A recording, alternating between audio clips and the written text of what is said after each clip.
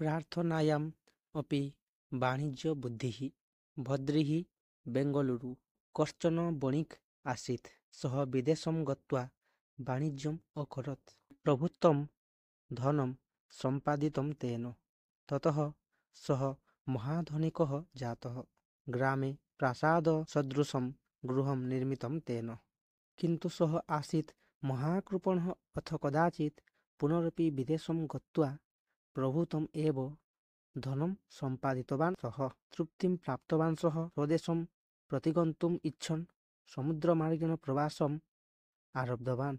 यात्रिकाः सर्वे हसन्मुखाः जाताः। सर्वे समुद्रतीरं प्राप्य स्वीयानि गृहाणि अगच्छन्।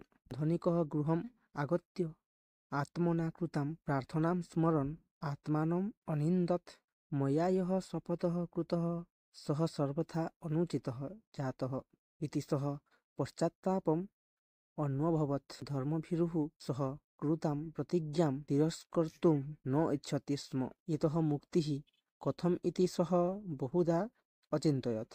अन्ते कश्चन उपायः तस्य मनसि स्फुरितः। अतः सः ग्रामे सर्वत्र वार्तां प्रसारितवान् यत् मम गृहं क्रेतुं ये इच्छन्ति ते सर्वे अमुके दिने मम गृहस्य पुरतः सम्मिलिताः भवेयुः इति। ग्रामे स्थिताः धनिकाः सर्वे अहमहमिकया प्रवाससमये समुद्रे महान् झञ्झावातः समुत्पन्नः। नौका डलायमाना जाता।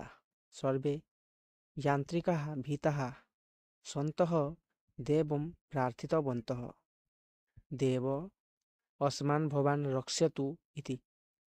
तस्मिन् समये धनिकः अपि देवं प्रार्थितवान्, भोः देव, भवान् यदि मां रक्ष्यात् तर्हि अहं स्वदेशं प्राप्य मम गृहं विक्रीय आगतं धनं दरिद्रेभ्यः दास्यामि इति।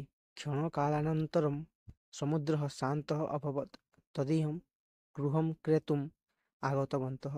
धनिकः तान् दृष्ट्वा अवदत्, यः मम गृहं क्रेतुम् इच्छति तेन मम बिडालः अपि क्रेतव्यः इति। केचन तस्य बिडालस्य क्रयणे अपि उत्साहं प्रदर्शितवन्तः। तदा सः धनिकः अवदत्, मम गृहस्य मूल्यम् 1 रूप्यकमात्रम्, मम बिडालस्य मूल्यम् 1 कोटि रूप्यकमितम् इति। तदीयं गृहं वस्तुतः कोट्यधिक रूप्यकमूल्यम् अर्हति स्म एव।